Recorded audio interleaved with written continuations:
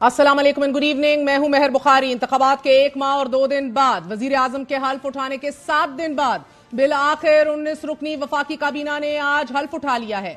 हल्फ उठाते ही पहला इजलास भी हो चुका है और अब से कुछ देर पहले वजीर आजम ने पहले काबीना के इजलास से खिताब करते हुए फरमाया है कि ये वक्त करो या मरो का है, अभी नहीं तो कभी नहीं। रमजान में कीमतें कंट्रोल करना हमारा पहला इम्तिहान है। वफाक में हमारी जिम्मेदारी है, अवाम ने हमें वोट दिया है तो जिम्मेदारी भी हमारी है। वजीर आजम का कहना था कि अवाम महंगाई से पिस रहे हैं, अशराफिया को सब्सिडीज दी जा रही हैं। तमाम सूबों की जिम्मेदारान यकीनी बनाए कि अशिया की कीमतों को कंट्रोल किया जाए और इस ज़िम्न में वफाक भरपूर ताउन करेगा। वजीर आजम ने अपनी काबीना से मुखातिब होते हुए पहली बार प्राइवेटाइजेशन को मुस्लिम लीग नून की जानिब से मुकम्मल कमिटमेंट का इजहार करते हुए बताया कि एयरपोर्ट आउटसोर्स करने हैं और किस तरह PIA 840 अरब रुपए have gone down the drain. वजीर आजम का कहना था कि अब मुल्क को सर्जिकल ऑपरेशन की जरूरत है, एंटीबायोटिक्स की नहीं, डीप सर्जरी की जरूरत है। पुरअज़म नोट पे इख्तिताम करते हुए वजीर आजम ने कहा, it is difficult but not impossible,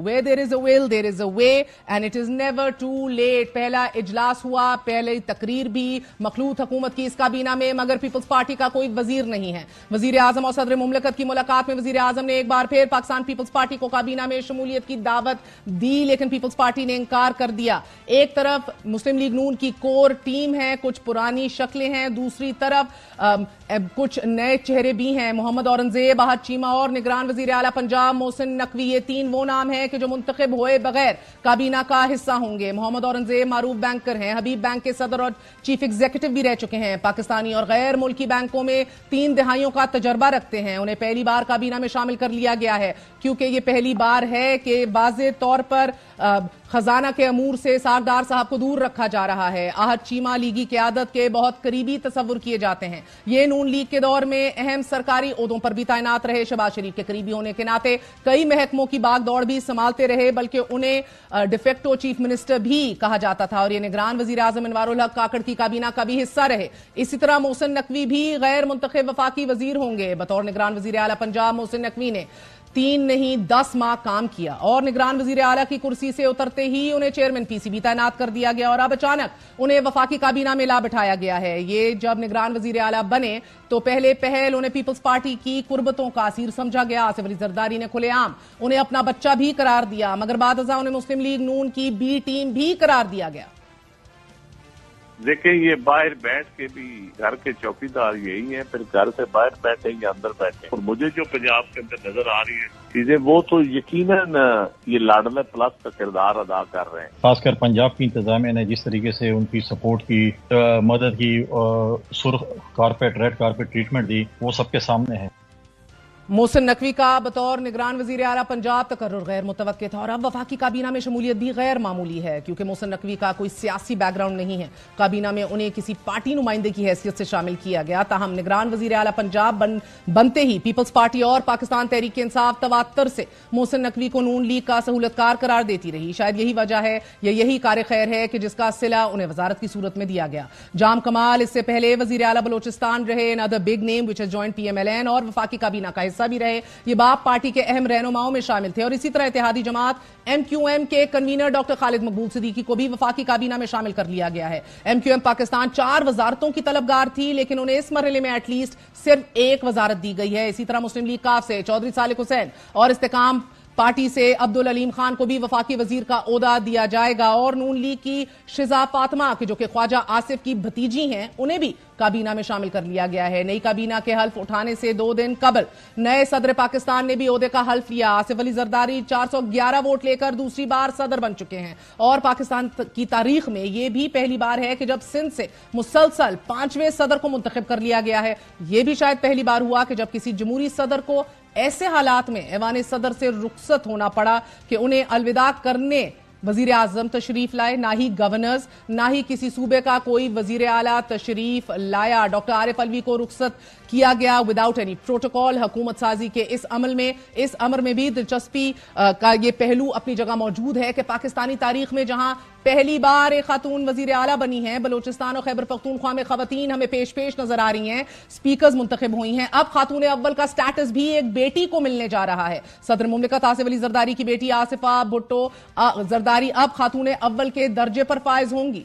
ہماری سیاست کی یہ عجب کہانی ہے کہ اپنی بیٹیوں کو نوازنے والی دو بڑی جماعتوں کی قیادت مگر اس سے بے خبر ہے کہ سیاسی مخالفین کی بیٹیاں سنگین مقدموں میں گزشتہ 10 ماہ سے جیل کی صحبتیں برداشت کر رہی ہیں. نہ وہ کنوکٹ ہوتی ہیں نہ انہیں بیل ملتی ہے.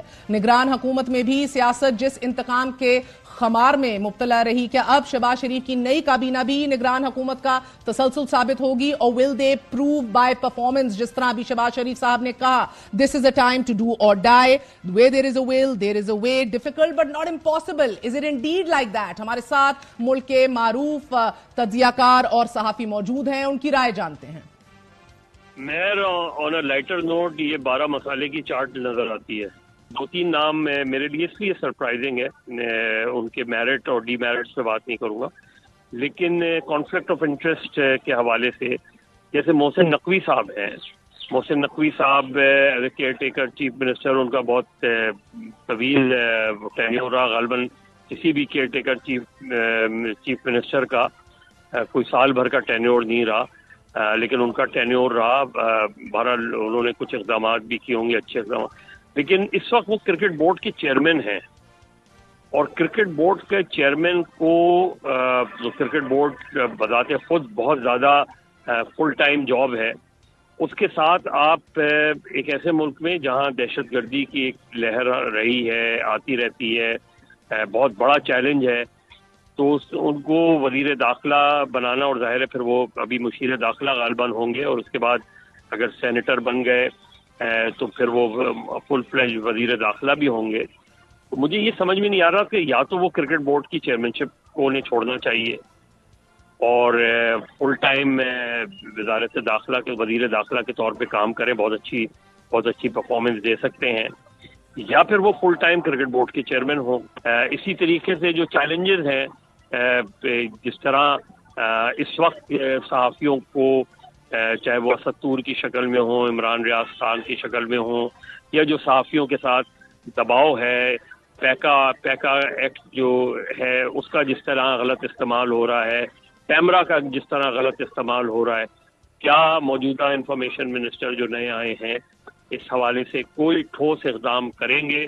اس کے حوالے سے کیا وہ ان صحافیوں کو جن کو گرفتار کیا گیا ہے ان کی رہائی کے لیے کچھ کریں گے؟ کیا یہ جو قوانین ایف آئی اے کو ایک غیر معمولی طاقت دے دی گئی ہے, کیا اس کو ختم کرنے کے لیے کوئی اقدام کریں گے؟ اور اگر وہ اس طرح کے اقدامات کرتے ہیں تو ظاہر ہے ایک ویلکم سائن ہوگا. لیکن ہمارے یہاں دیکھا یہ گیا کہ انفارمیشن منسٹر پیورلی ایک گورنمنٹ کا اسپوکسمین بن جاتا ہے, اور اس سے کسی حد تک ڈسٹینس کرنا چاہیے, جو کہ مجھے نہیں لگتا کہ وہ کر پائیں گے, ان کی اپنی مجبوری ہے. اب ایک طرف آپ نے اسحاق ڈار صاحب کو وزیر خارجہ بنایا, دوسری طرف جلیل عباس جیلالی کو مشیر داخلہ بنایا, تو مشیر خارجہ بنایا, تو ایسا لگ رہا ہے کہ یا تو آپ کو کسی منسٹر پہ پورا کانفیڈنس نہیں ہے کہ آپ کو جبکہ سیکرٹری خارجہ ہوتا ہے اس کی موجودگی میں اب ایک مشیر خارجہ بھی ہوں گے, ایک وزیر خارجہ بھی ہوں گے, تو ایک کنفیوژن لگ رہا ہے. لگتا ہے کہ کیبنٹ بناتے وقت بعض منسٹریز کے بارے میں شاید یا تو وہ انتظار کریں گے کہ شاید پیپلز پارٹی اگر حصہ بنے تو یہ ان کو دے دی جائے منسٹری, اور یا کوئی اور مقصد ہو. تو مجھے لگتا ہے کہ ایک تو ڈیلے ہوا کیبنٹ بنانے میں, اور جو کیبنٹ کی فارمیشن ہے وہ مجھے کچھ انکمپلیٹ بھی لگ رہی ہے, اور کچھ ایسا لگ رہا ہے کہ جیسے کسی کے لیے ایک میک شفٹ کے طور پہ لایا گیا ہے.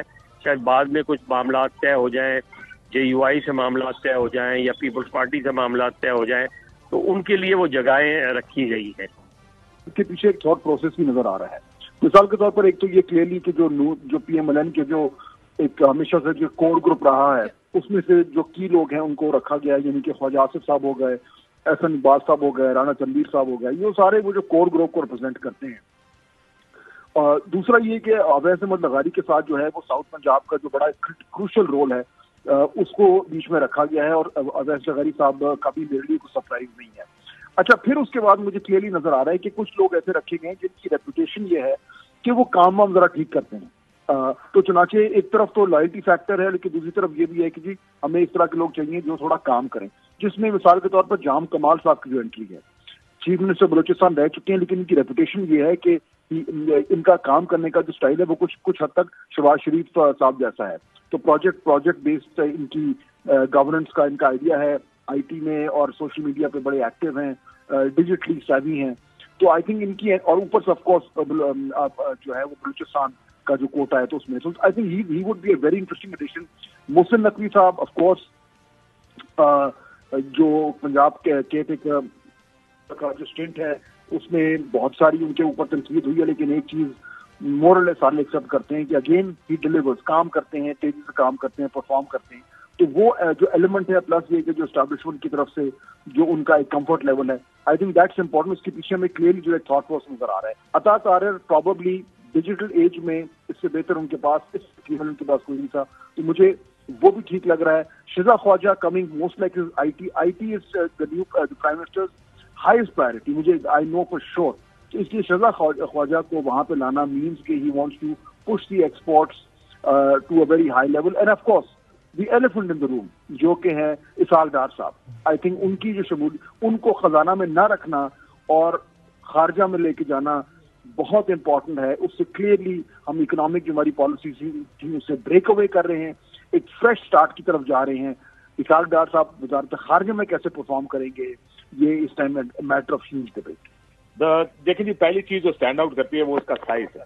یہ ایک شاید اس کے بارے میں اگر کہا جائے کہ اچھی چیز ہے کہ ایک چھوٹی کیبنٹ فی الحال سامنے آئی, بجائے اس کے کہ ایک ہاتھی نما کیبنٹ ہو, کوئی ٹینکس یہاں پہ کھڑے کر دیے جائیں 70-80-100 بندوں کے, اور کہا جائے کہ جی یہ لوگ کیبنٹ یا کابینہ چلائیں گے اور حکومت چلائیں گے. عموماً پاکستان میں ایک کھپت بڑی ہوتی ہے کہ 4 وزارتیں اس ایل آئی کو دے دیں, 6-8 دوسرے کو دے دیں. تو یہ بہتر چیز نظر آئی ہے کہ ایک چھوٹی کیبنٹ. لیکن اگر آپ لوگوں میں دیکھیں تو محسن نقوی صاحب جو کہ کیئر ٹیکر چیف منسٹر تھے, یہ روایت اب ہمیں ختم کرنی پڑے گی. میرا خیال ہے یہ نگران حکومت ہی ختم کر دی جائے تو بہتر ہوگا. کہ 2 اہم ترین وزارتیں مرکز کے پاس 2 سے 3 ہوتی ہیں جو اہم ترین سمجھی جاتی ہیں. فائنانس, جس میں مسلم لیگ نون کا اپنا بندہ نہیں ہے. دوسری انٹیریئر, داخلہ, وہ بھی محسن نقوی صاحب امپورٹ کیے گئے ہیں نگران حکومت. تیسری جو بڑی ہوتی ہے وہ دیکھتے ہیں پاور کس کو دی جاتی ہے, کیونکہ پاور ہی بڑی اہم ہے. مجھے لگتا ہے مصدق ملک صاحب شاید اس کے لیے سب سے موزوں امیدوار ہوں گے یہاں پہ. لیکن کیا ضرورت ہے پھر نگران سیٹ اپ بنانے کی, اگر نگران وزیر اعلیٰ کو آپ نے بعد میں اکاموڈیٹ ہی کرنا, کسی کو پی سی بی چیئرمین بنا دینا نجم سیٹھی صاحب کے کیس میں, اور اب اس کیس میں ان کو وزیر داخلہ بھی بنانا ہے اور وہ سینیٹر بھی بنیں گے, اور مسلم لیگ نون کی طرف سے میٹنگز میں بھی بیٹھتے ہیں. تو یہ نگران تو نہ ہوئے, یہ نیوٹرل سیٹ اپ سنا ہوئے. ان کو دیکھ کر تو لگتا ہے کہ پھر اس چیز کو پیغام کیا دیا جا رہا ہے کہ جو پنجاب میں مریم نواز شریف صاحبہ کر رہی ہیں, مرکز میں جو انٹیریئر منسٹر ہوگا وہ یہ کام کرے گا کہ پولیٹیکل سپیس پارلیمنٹ کی حد تک دیں گے پی ٹی آئی کو.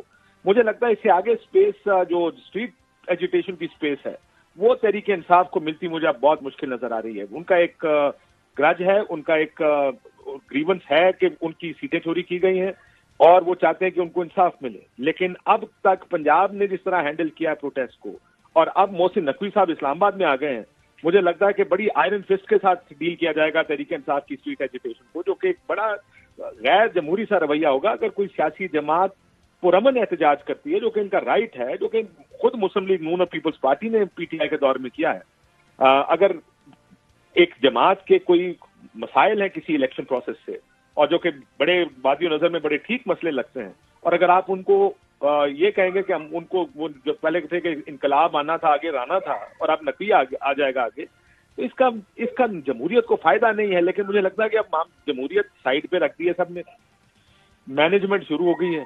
ظاہر ہے بہت سے نامنیز صرف شہباز شریف صاحب کے بھی نہیں ہیں, وہ دوسری طرف سے بھی آئے ہوئے نامنیز ہیں. تو کیبنٹ مجھے نہیں لگتا یہ کلی طور پر کچھ وادی نظر میں کچھ شہباز شریف صاحب کی کیبنٹ ہے. یہ ملی جلی ایک کیبنٹ ہے, کچھ لوگ کام چلائیں گے لیکن باقی زیادہ کام پیچھے سے چلے گا. لگتا فی الحال کیبنٹ کو دیکھ کر ایسا لگتا ہے, لیکن جیسے میں نے کہا کہ شکر ہے سائز چھوٹا ہے, امید کرتے ہیں اس کو زیادہ نہیں بڑھایا جائے گا. نون لیگ کی حکومت ہو اور اسحاق ڈار صاحب فائنانس منسٹر نہ ہو, یہ ہم نے پہلی مرتبہ دیکھا ہے. اس سے پہلے 2 مرتبہ جب مفتاح اسماعیل صاحب بنے وزیر خزانہ اس وقت جو ہے جلا وطن تھے اسحاق ڈار صاحب، اس لیے ان کو بنایا گیا.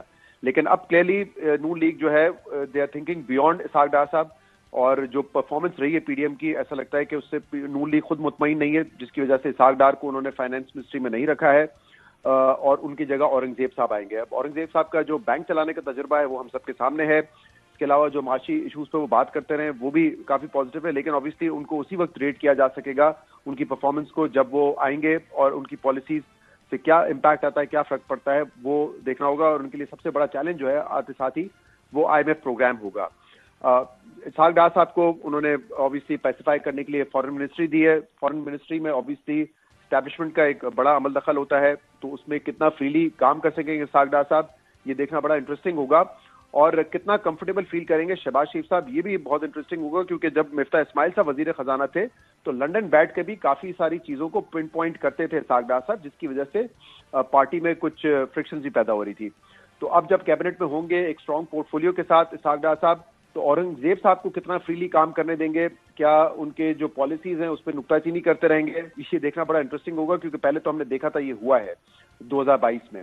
اس کے علاوہ جو ایک امپورٹنٹ وزارت ہے وہ ہے انرجی کی. ڈاکٹر مصدق ملک صاحب کو غالباً یہ منسٹری ملے گی، اور ان کا ایکسپیرینس ہے، وہ 2013 کے کیئر ٹیکر سیٹ اپ میں بھی تھے، ابھی جو پچھلا ٹرم تھا پی ڈی ایم کا اس میں بھی وہ پیٹرولیم منسٹر تھے، تو ان کا تجربہ ہے اس حوالے سے.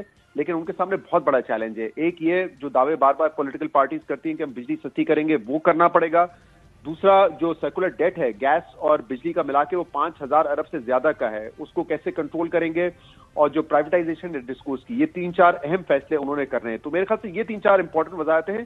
اس کے علاوہ جو نام آ رہا ہے انٹیریئر کے لیے وہ محسن نقوی صاحب کا ہے. ناؤ یہ ایک بڑا انٹرسٹنگ ہے، کیونکہ کیئر ٹیکر میں جب یہ تھے پنجاب میں چیف منسٹر، تو ان پہ بڑی تنقید ہوتی رہی کہ ان کی جانبداری ہے، پی ٹی آئی کے لوگوں کو پکڑا گیا، کریک ڈاؤن ہوئے، ان کے گھروں پہ چھاپے مارے گئے، ان کو الیکشن کیمپین نہیں کرنے دی. تو اب کیا وہی پالیسی کنٹینیو ہوگی؟ اسی لیے محسن نقوی صاحب کو وفاق میں لایا جا رہا ہے بطور انٹیریئر منسٹر. اگر ایسا ہوگا تو یہ حکومت کے لیے بڑا چیلنجنگ ہوگا، کیونکہ دیکھیں کچھ عرصے کے لیے تو یہ پولیٹیکل کریک ڈاؤن جاری رہ سکتا ہے، لیکن لمبے عرصے تک کوئی بھی سیاسی حکومت اس کو برداشت نہیں کر سکتی، اس کا بوجھ بہرحال ان کو اٹھانا پڑے گا. تو یہ جو ہے اپوائنٹمنٹ، اس پہ دیکھنا ہے کہ کیا کوئی پالیسی شفٹ ہوتا ہے یا نہیں ہوتا ہے. اور نون لیگ کے اوپر تنقید ہوتی رہی جب کیئر ٹیکر سیٹ اپ تھا. پیپلز پارٹی جو ان کے اتحادی ہیں وہ تنقید کرتے رہے کہ جو کیبنٹ ہے کیئر ٹیکر میں وہ ایکسٹینشن ہے نون لیگ کی حکومت کی. اور اب ایسا لگ رہا ہے کہ کچھ چہرے جو نون لیگ میں آئے ہیں وہ کیئر ٹیکر سیٹ اپ سے آئے ہیں، تو وہ کچھ حد تک ایکسٹینشن لگ رہی ہے کیئر ٹیکر سیٹ اپ کی. کچھ ٹیکنوکریٹس بھی انحصار کرنے کی کوشش کی گئی ہے، وچ مینز کہ جو بڑے کچھ روایتی نام جو نون لیگ کی کیبنٹ میں ہوتے اب نہیں ہے، اس کی وجہ سے خلا نون لیگ میں پیدا ہوا ہے. کیونکہ نون لیگ تنقید پی ٹی آئی پہ کرتی تھی کہ آپ نے نان الیکٹڈ لوگوں کو، ٹیکنوکریٹس کو جو ہے وزارتیں دی ہیں، ان کی اکاؤنٹیبلٹی کیسے ہوگی. تو اب نون لیگ بھی اس پہ سے گزر رہی ہے، کیونکہ شاید خواجہ عباسی نہیں ہے، مفتاح اسماعیل پارٹی چھوڑ چکے ہیں، سعد رفیق ہار گئے، رانا ثناء اللہ ہار گئے، دیگر بڑے نام اس سے پہلے چودھری نثار صاحب چھوڑ کے جا چکے. تو وہ خلا ایک ہے نون لیگ میں، جس کو میرے خیال سے شہباز شریف صاحب اپنے گورننس اسٹائل کے ساتھ دور کرنے کی کوشش کر رہے ہیں.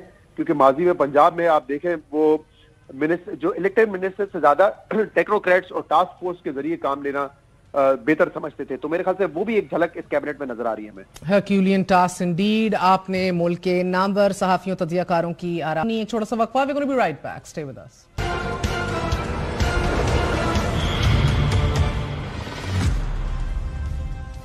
صحافی اسد طور کے تیسری بار جسمانی ریمانڈ کی استدعا مسترد، مگر تاحال جوڈیشل ریمانڈ پر جیل میں ہیں. چیف جسٹس پاکستان قاضی فائز عیسیٰ نے صحافیوں کو ہراساں کرنے اور ملزمان کا سراغ نہ لگا سکنے پر انتظامیہ پر سہولت کاری کا شبہ ظاہر کیا اور کمرہ عدالت میں سخت برہمی کا اظہار کیا. آج کی سماعت میں چیف جسٹس قاضی فائز عیسیٰ نے صحافی متی اللہ جان کے اغوا، صحافی ابصار عالم پر حملے اور صحافی اسد طور پر بننے والے مقدمے میں انتظامیہ کی غیر تسلی بخش کارکردگی پر شدید تحفظات کا اظہار کیا. سپریم کورٹ میں چیف جسٹس قاضی فائز عیسیٰ کی سربراہی میں 3 رکنی بینچ نے صحافیوں کو ہراساں کیے جانے کے خلاف کیس کی سماعت کی. ناظرین، دوران سماعت جسٹس قاضی فائز عیسیٰ نے استفسار کیا کہ ہم نے پوچھا کہ اسد طور پر حملہ کس نے کیا، اس کی رپورٹ دو، اور آپ نے اسد طور کے خلاف ہی پرچہ کاٹ دیا. دوران سماعت بیرسٹر صلاح الدین نے عدالت کو آگاہ کیا کہ اسد طور اس وقت جیل میں ہیں، جس پر چیف جسٹس سے سوال کیا کہ اسد طور جیل میں کیوں ہیں. اس پر بیرسٹر صلاح الدین نے بتایا کہ اسد طور کے خلاف ایک FIR درج ہے. چیف جسٹس نے استفسار کیا کہ اسد طور کے خلاف مقدمے میں سنگین نوعیت کی مقدمات عائد کی گئی ہیں،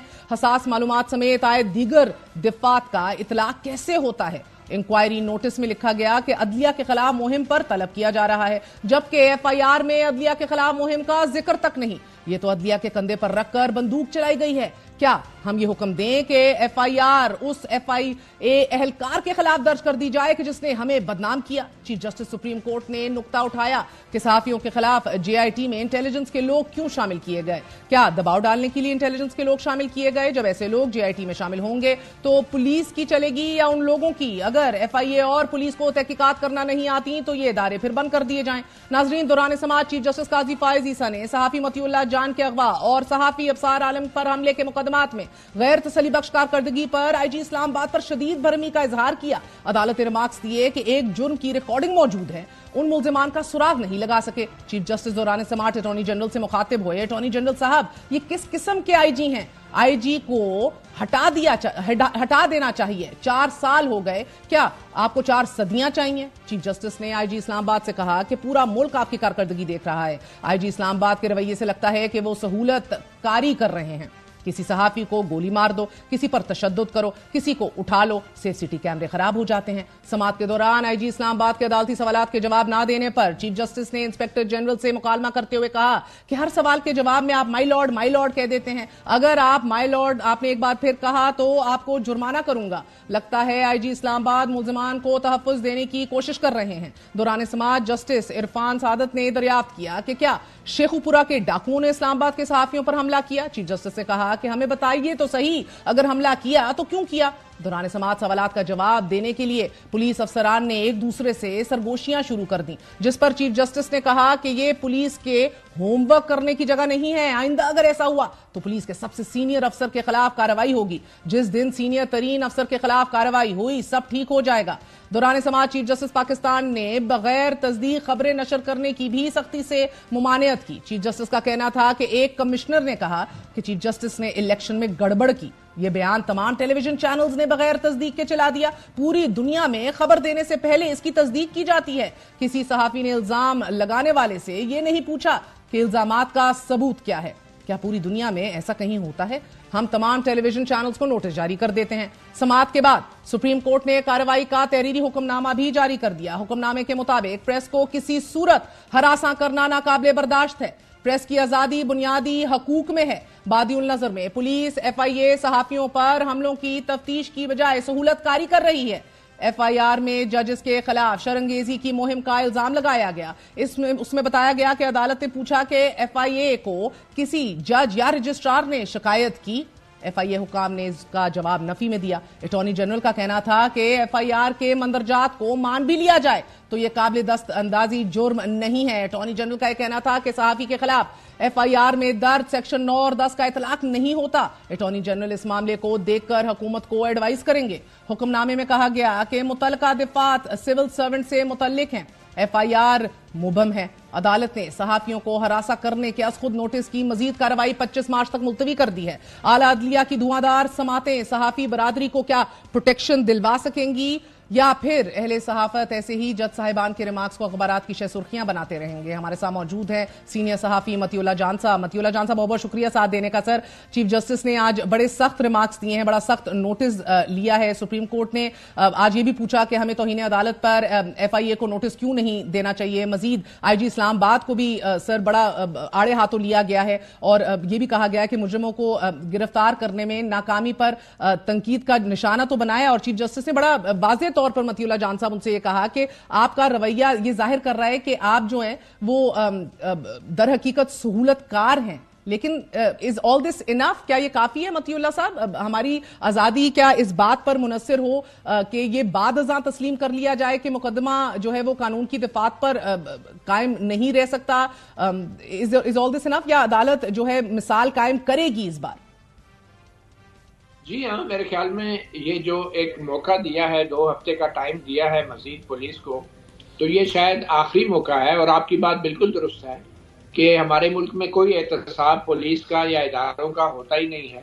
ये सियासी दबाव के ऊपर या एस्टैब्लिशमेंट के ऊपर सहाफियों के खिलाफ मुकदमात बनाए जाते हैं और उनका मकसद हरगिज ये नहीं होता कि कानून के मुताबिक इन मुकदमात को मंतकी अंजाम तक पहुँचाया जाए।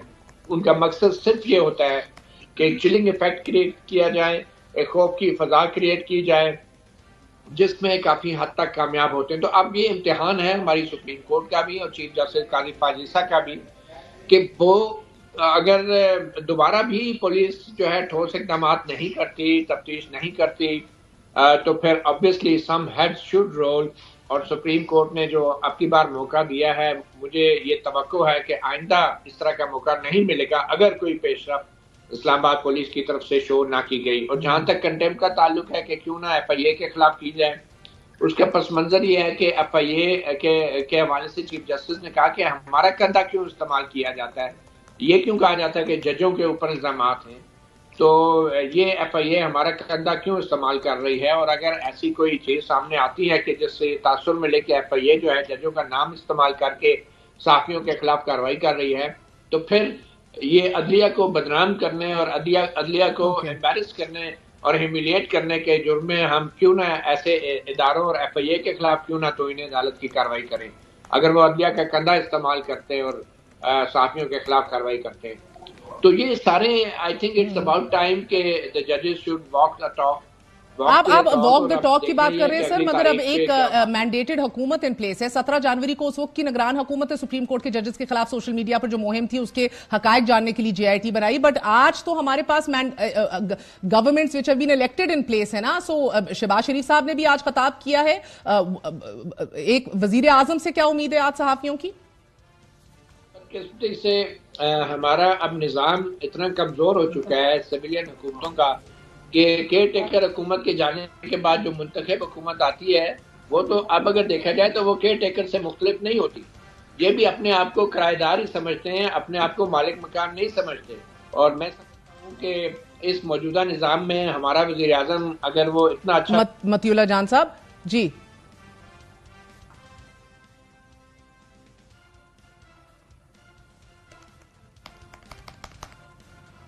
ایک چھوٹا سا وقفہ لیتے ہیں. we're going to be right back.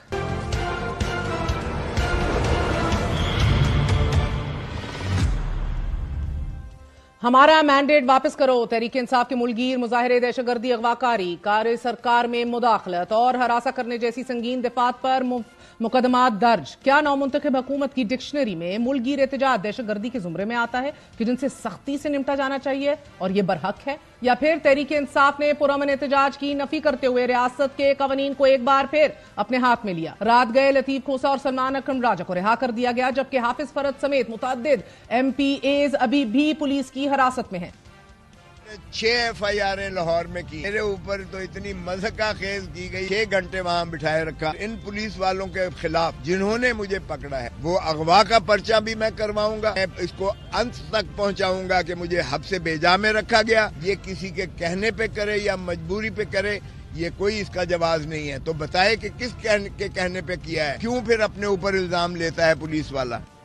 گزشتہ روز تحریک انصاف کے احتجاج سے قبل شہر کے تمام داخلی اور خارجی راستوں پر اور بڑے چوکوں اور چوراہوں میں پولیس کی بھاری نفری تعینات کر دی گئی تھی. تحریک انصاف کے کارکنان اور پولیس کے درمیان دن بھر ایسے مناظر دیکھنے کو ملے کہ کارکنان احتجاج کرنے کی کوشش کرتے تھے اور پولیس انہیں گرفتار کرتی تھی. رات گئے تک سینکڑوں کارکنان اور رہنما پولیس نے گرفتار کیے. تاہم ان واقعات کی زد میں عام شہری بھی آئے. تھانہ شادرہ میں گرفتار ایک نوجوان طالب علم گل نواز ایک ایسا تھا کہ جس کے والدین کے کچھ الفاظ یوں تھے کہ کئی گھنٹوں تک ہم اپنے بیٹے کو تلاش کرتے رہے.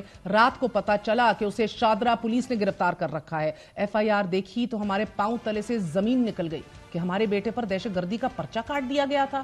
گزشتہ روز پنجاب میں احتجاج کرنے والوں سے سختی سے نمٹا گیا. کارکنان کو زور زبردستی پولیس وینز میں دھکیلا گیا، سنگین دفعات لگائی گئیں اور گرفتاریاں عمل میں لائی گئیں. وزیر اعلیٰ پنجاب کا کہنا ہے کہ سیاست اور جمہوریت کی آڑ میں ملک کو غیر مستحکم نہیں کرنے دیں گی. یہ سیاسی انتقام نہیں ہے. اگر آپ سیاست کی آڑ میں، جمہوریت کی آڑ میں ملک کو ڈی سٹیبلائز کرنے نکلیں گے تو یہ میں نہیں ہونے دوں گی. یہ اس میں نہیں آتا. اگر آپ سڑکیں بلاک کریں گے، اگر آپ لوگوں کے جان و مال کے یا ان کی جو پراپرٹی ہے اس کو نقصان پہنچانے کا کوئی اندیشہ ہوگا تو قانون اپنی حرکت میں آئے گا، حکومت حرکت میں آئے گی. دس is not political victimization. Tehreek Insaf پر 9 مئی کی چھاپ تاحال موجود ہے. کیا 9 مئی کے بعد تحریک انصاف پر پرامن احتجاج کے دروازے بھی بند کر دیے گئے ہیں؟ तहरीक इंसाफ के रहनुमाओं पर बनने वाले मुकदमात में FIR के मतन में कहा गया है कि एहतजाज के दौरान हाफिज फरत अब्बास कारकुनान को सरकारी अमलाक को नुकसान पहुंचाने और जलाओ गिराव करने के लिए इश्तियाल दिलाते रहे। PTI कारकुनान ने सरकारी गाड़ी पर भी नुकसान पहुंचाया। FIR में यह भी कहा गया है कि हाफिज फरत अब्बास ने 4-5 नामालूम साथियों समेत शदीद फायरिंग की और एक फायर सरकारी गाड़ी को भी लगा। हाफिज फरत अब्बास ने साथियों के हमरा कांस्टेबल की वर्दी फाड़ी और इसे अगवा करने की भी कोशिश की, जिसे उसके बाद बाजियाब करवाया गया। FIR में मजीद कहा गया है कि हाफिज फरत अब्बास को काबू करके पुलिस ने पिस्तौल बरामद किया। गिरफ्तार 42 मुल्जिमान में डंडे और सोटे भी बरामद किए गए। दूसरी जानिब तहरीक इंसाफ ने इंतखाबी धांधली के खिलाफ पुरअमन एहतजाज में शरीक रहनुमा और कारकुनान की गिरफ्तारियों की शदीद मजम्मत की है। उमर अयूब का यह कहना है कि मरियम नवाज के कहने पर IG सहूलतकार है और IG अब मुस्लिम लीग नून का घरेलू मुलाजिम बनकर रह गया है। सुप्रीम कोर्ट से नोटिस लेने की अपील करते हैं। वजीर आला पंजाब मरियम नवाज, उनके कहने पे IG जो सहूलतकार हैं वो तो अभी पब्लिक सर्वेंट नहीं रहा, घरेलू मुलाजम बन के रह चुका है मुस्लिम लीग नून का डॉक्टर उस्मान, और उनका जो पुलिस स्टाफ है उन्होंने पाकिस्तान तहरीक इंसाफ के लीडरान को और वर्कर्स के खिलाफ दहशतगर्दी के पर्चे किए। इनको मैं अफसरान नहीं कहूंगा, ये जाती मुलाजिम है। एक इल्लीगल गैर आईनी और गैर कानूनी वजीर आजम जो अपने आप को कहलाता शहबाज शरीफ और मरियम नवाज के। उमर अयूब ने तहरीक इंसाफ कारकुनान की पकड़ दखड़ पर खबरदार किया है कि तहरीक इंसाफ के खिलाफ क्रैकडाउन में मुलव्विस पुलिस अफसरान के अकाउंट्स चेक कराए जाएं। इन लोगों के खिलाफ इंशाअल्लाह ताला, चाहे वो कॉलिंग अटेंशन हो, चाहे वो हमारी प्रिविलेजेस कमिटीज हो, चाहे वो एडजर्नमेंट मोशन हो, चाहे वो पब्लिक अकाउंट्स कमेटी हो, चाहे वो ह्यूमन राइट्स कमिटीज हो, चाहे वो इंटीरियर की कमेटी हो, इनको हम लोग बुलाएंगे और इनसे पूछताछ जरूर करेंगे, जरूर एहतसाब किया जाएगा। इसी हवाले से हमारे साथ मौजूद हैं अली मोहम्मद साहब। अली मोहम्मद साहब, वफाकी हुकूमत की नौ मुंतखब काबीना आज हल्फ उठा चुकी है। काबीना में ऐसे चेहरे भी शामिल हैं जो निगरान हुकूमत का हिस्सा थे। माजी में मावराए अदालत गिरफ्तारियां हों, संगीन दफात पर बनने वाले केसेस हों, सजाएं हों, इंतखाबात से कबल तहरीक इंसाफ के साथ जो कुछ भी हुआ वो जिम्मेदारी निगरान हुकूमत पर डाली गई। निगरान हुकूमत के तसलसल के बाद अब ये जिम्मेदारी किस पर डाली जाएगी? बहुत शुक्रिया। बिस्मिल्लाहिर्रहमानिर्रहीम, अल्लाहुम्मा सल्लि व सल्लिम मुबारक अला सय्यिदिना मोहम्मद व अला आलि मोहम्मद। सबसे पहले कल यकम रमजान है और तमाम पाकिस्तानियों को आपके चैनल की वसातत से बहुत बहुत मुबारक। इस दुआ के साथ कि रमजान का ही फैज हो, ये मुल्क इन मुश्किलात से निकले। आपका पूरा इब्तिदाइया मैंने सुना, बड़ा अफसोस होता है जिस हालात से हमारा मुल्क गुजर रहा है। आपने सवाल किया कि इल्जाम किसके सर पे है? इल्जाम इन्हीं के सर पे है। वैसे बहैसियत सियासी कारकुन और बहैसियत वकील एक चीज का बड़ा दुख हुआ कि जब आप अपने मुल्क में आईन के और अपने निज़ाम के इस तरह परखचे उड़ते हुए देखते हैं कि चाहे कोई भी हो, जो भी शख्सियत जिन्होंने भी ओथ लिया है, मैं शख्सियत की बात ही नहीं करता, कोई किसी का क्या कर सकता है, अल्लाह ताला ही आपको हर तरह की चीज से बचाता है। लेकिन दुख इस चीज का होता है कि मुल्क को एक निजाम को मजाक बना दिया गया है कि देखिए कुछ हया, कोई पर्दा रहने देते हैं, सारे पर्दे नहीं हटने देते। बहुत सी चीजों से तो इमरान खान साहब की वजह से पर्दे हट चुके होंगे, सब चीजें सबके सामने आ गई हैं। लेकिन एक रख रखाव रहता था कि चाहे आप जितनी भी धांधली करते या जो कुछ भी करते या जितनी साइड लेते, केयर टेकर सेटअप का कोई शख्स इनकम्बेंट गवर्नमेंट में अगले हफ्ते वजीर कभी नहीं बना। ये पहली बार हुआ है। अब एक काम कर ले, जब एक को कर दिया तो सबको कर दें। अनवारुल हक काकड़ साहब को भी वैसे ही आप परेशान कर रहे हैं, हमारा बड़ा भाई है, उसको भी ले आए डिप्टी वजीर आजम के तौर पे। और हमारे एक दूसरे भाई हैं छोटे सरफराज बुख्ती साहब को तो आपने लगा दिया है वजीर आला बलोचिस्तान उनको। तो अब जिस तरह मोहसिन नकवी साहब को लेके आ रहे हैं तो सबको ले आए ताकि रल मिल के चलाए। सर, आप मोहसिन नकवी साहब की बात करें, लेकिन असद कैसर साहब ने यह भी कहा है कि अगर हुकूमत साबिक निगरान वजीर आला मोहसिन नकवी को वजीर दाखिला बनाती है, जो कि यही इम्कानात हैं, तो PTI से मुफाहमत भूल जाएं। कानून के दायरे में रहकर पुरअमन एहतजाज जमहूरियत का बुनियादी हक है। अब आइन के आर्टिकल्स भी बड़े क्लियर हैं इस हवाले से सर, मगर अब वो बनने जा रहे हैं। लेकिन ये पंजाब में लाहौर में जो हुआ, उधर मरियम साहिबा कंट्रोल में है। वो कहती हैं ये सियासी इंतकाम नहीं है, मुल्क को गैर मुस्तहकम नहीं करने देंगे, यानी कि आप पे छाप लग गई है। अब देखिए, जहां तक आपने असद कैसर साहब के बयान का हवाला दिया, उस पर सिर्फ एक मैं बात वजाहत कर दूं। मुफाहमत अगर होगी भी तो सबसे पहले मुफाहमत से पहले ट्रुथ होनी चाहिए। देखें, یہ دونوں ساتھ ساتھ چلتی ہیں، ٹروتھ اینڈ ریکنسیلیشن. تو مفاہمت نون لیگ یا پیپلز پارٹی کے ساتھ کیا ہوگی؟ سب سے پہلے تو حقیقت سامنے آنی چاہیے، فارم 45 فارم 47 کے قضیے کا حل نکلنا چاہیے، مینڈیٹوری سامنے آنی چاہیے. 9 مئی کو کیا ہوا تھا، کس نے کرایا تھا؟ دیکھیں یہ جو لوگ شہید ہوئے ہیں یہ بھی تو کسی کے بچے تھے نا. 2 دن پہلے ذل شاہ شہید کی مرحوم کی اس کا سال گزر گیا ہے، برسی تھی. اور ایک اور بہت خوبصورت نوجوان، اللہ تعالیٰ کسی کو اپنے بچے کا غم نہ دکھائے، جو ریحان زیب خان کے ساتھ ہوا ہے. میری 4 دن پہلے محترم وزیر اعلیٰ گنڈا پور صاحب سے بات ہوئی اور انہوں نے مجھے بتایا کہ وہ اس پہ کام کر رہے ہیں کہ ان قاتلوں کو جلد سے جلد گرفتار کیا جائے جنہوں نے اس نوجوان کے ساتھ ہی کیا. وہ تحریک انصاف کے کارکن تو تھے لیکن وہ باجوڑ کے بہت خوبصورت نوجوان اور ہوپ تھے. ان پہاڑوں سے کوئی نوجوان آ کے اتنا اچھا پڑھ لکھ جائے اور پھر وہ پاکستان کو آگے لے جانے کی ہوپ کی بات کرے. یہ ایک ریحان زیب کی آنکھیں بے نور نہیں کی گئیں، یہ ان پہاڑوں پہ رہنے والے بے شمار نوجوانوں کے ساتھ ہی ہوا ہے، جس طرح مراد کے ساتھ ہو رہا ہے. لیکن مراد صحیح، چاہے کسی کو اچھا لگے برا لگے، پاکستان کی سیاست میں مڈل کلاس لوگوں کی ایک آواز تھی اور ہے اور رہے گا، انشاءاللہ آ جائے گا میرا چھوٹا بھائی. لیکن میں صرف یہ کہنا چاہتا ہوں کہ سارا کچھ جو ہو رہا ہے اس سے اب مریم بی بی کہہ رہی ہیں، دیکھیں مریم بی بی کے پاس ایک چانس تھا، اب بھی ہے، حالانکہ وہ اپنی سیٹ ہار چکی ہیں. ہم برملا یہ کہتے ہیں میچ شرافت ان کو آن فیئر اینڈ اسکوئر ان سے جیت چکے ہیں. لیکن جب اب ان کو عہدہ دے دیا گیا ہے، اب اس کے کچھ سیاسی لوازمات ہوتے ہیں. آپ کبھی بھی بڑے عہدے پہ بیٹھ کے آپ رعونت کا اظہار نہیں کرتے، چاہے آپ جتنا بھی آپ ایک پولیٹیکل سپیس کی بات کرتے ہیں. آپ یہ کہیے کہ پولیٹیکل پروٹیسٹ آپ کا حق ہے، آپ آئین کے اندر رہ کے کریں. لیکن اگر آپ اس طرح کریں گے جس طرح آج ہوا ہے، دیکھیں حافظ فرد صاحب، ایوری بڈی نوز ہو از حافظ فرد. حافظ فرد ایک پولیٹیکل ورکر ہے، عمران خان صاحب کا کلوز، وہ ان کے ساتھ سیکٹری کے طور پہ کام کیا اور پی ٹی آئی میں آنے سے پہلے اسٹوڈنٹ لائف سے وہ جمعیت کا کارکن تھا اور اس کو ساری چیزوں کا پتہ ہے. اس کا گناہ ایک ہے، کل کا احتجاج اس کا شاید اتنا بڑا گناہ نہیں ہے.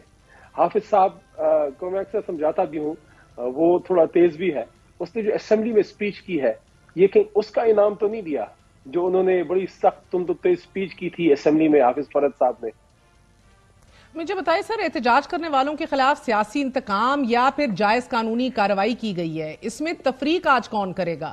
میرا مطلب ہے تحریک انصاف 23 مارچ سے الیکشن میں بے ضابطگیوں اور جعلی مینڈیٹ کے خلاف جلسے بھی کرنے اب جا رہی ہے، جبکہ جے یو آئی فے بھی اب سڑکوں پہ اترنے جا رہی ہے، ملگیر احتجاج کی کال دے چکی ہے. اب کیا سیاست ابھی مزید کسی امتحان سے گزرے گی؟ احتجاج سے یہ ایسے ہی نمٹا جائے گا گوئنگ فارورڈ؟ دیکھیے 2 باتیں میں یہاں پہ کروں گا آپ کی اجازت سے. پہلی بات، تھوڑا سا ماضی قریب میں لے جاتا ہوں. ہماری حکومت تھی، اس میں یہ نہیں کہتا کہ سیاسی مخالفین گرفتار ہوئے، اس میں بھی ہوئے، لیکن وہ زیادہ تر ان کیسز پہ ہوئے جو ماضی میں ان پہ زرداری صاحب کے دور سے چلے آ رہے تھے. لیکن جتنے احتجاج ہمارے خلاف ہوئے، بلاول صاحب نے احتجاج کیا، مریم بی بی نے بھی احتجاج کیا، محترم مولانا فضل الرحمان صاحب نے بھی کیا، اور بھی لوگ آئے. احتجاج کی وجہ سے، پروٹیسٹ کی وجہ سے مجھے یاد نہیں پڑتا کہ ہم نے کسی پہ دہشت گردی کے پرچے کاٹے ہوں، کسی کو اس طرح سے ہم نے ریمانڈیں لے کے اس کو زد و کوب کیا ہو، کسی کے گھر توڑے ہوں، کسی کو بچوں سمیت گاڑی کے بعد جس طرح کل ٹیررائز کیا گیا. یہ کوئی کرنے والے کام ہے جو ہم کر رہے ہیں کہ بچے ہیں وہ اپنے والدین کے ساتھ اور ان کے پیرنٹس جو ہیں وہ ایک پولیٹیکل ریلی میں ہیں اور آپ Punjab police was supposed to protect. آپ مجھے بتائیں یہ جو بچے ہیں ان کے ذہن میں اپنی، دیکھیں Punjab police is my police, ہم سب کی ہے، ان کے ذہن میں اپنی پولیس کے بارے میں کیا سوچ ہے؟ اور جو سر مگر اب آپ یہ باتیں آپ کی درست ہیں، اٹ کین بی ایبسولوٹلی ٹرامیٹائزنگ، لیکن اب جماعت پر دہشت گردی، اغوا کاری، سرکار میں مداخلت، ہراساں کرنے جیسے سنگین ترین ویری سیریس جو ہیں وہ دفعات جو اور مقدمے درج کر دیے گئے ہیں. اب تحریک انصاف پر 9 مئی کی چھاپ ہمیشہ رہے گی؟ کیا یہ جماعت جب بھی باہر نکلے گی دھر لی جائے گی اگر آپ نے املاک کو نقصان نہیں بھی؟ ہاں دیکھیں ایک کام کر لیں، خان صاحب باہر ہیں، خان صاحب سے تو بڑا لیڈر کوئی نہیں نا، اور ہم لوگوں نے بھی کوئی 70-80 دن ہم سب نے کاٹے، لیکن اگر خان اندر ہے تو پھر ہم سب کو بھی اندر کریں، ہم سب کو آپ اندر کریں ایک بار پھر، علی محمد شہریار خان کو، سب کو، شندانہ بی بی کو، ان سب کو، زرتاج بی بی کو، شاہ صاحب بھی اندر ہیں، ہم سب کو اندر کریں تاکہ آپ آرام سے حکومت تو کریں، کیونکہ کچھ کو اندر کر دیا، کچھ کو باہر چھوڑ دیا، ہم سب کو اندر کریں تاکہ آپ کا پکا راج ہو جائے. کچھ ایک دو اگر آپ کے سر سڑکوں کی بجائے اگر پارلیمنٹ کو آپ لوگ فعال کریں، بطور سیاسی کارکنان اپنا امیج بحال کریں، پھر سڑکوں پر آئیں. علی امین گنڈا پور کی الگ سر خبر آ رہی ہے کہ اب ان کو بھی گرفتار کیا جائے گا. کس کے سامنے امیج بحال کریں؟ کیوں امیج بحال کریں؟ کیا یہ میرا پاکستان نہیں ہے؟ بہت بہت شکریہ علی محمد خان صاحب ہمارے ساتھ موجود تھے. انشاءاللہ کل پہلا روزہ ہے, آپ سب کے گھروں میں رحمتیں, برکتیں, نعمتیں نازل ہوں, اور دعا رکھیے گا کہ پاکستان جلد از جلد پولیٹیکل سٹیبلٹی کی راہ پر گامزن ہو جائے. اجازت دیجیے, گڈ نائٹ, اللہ حافظ.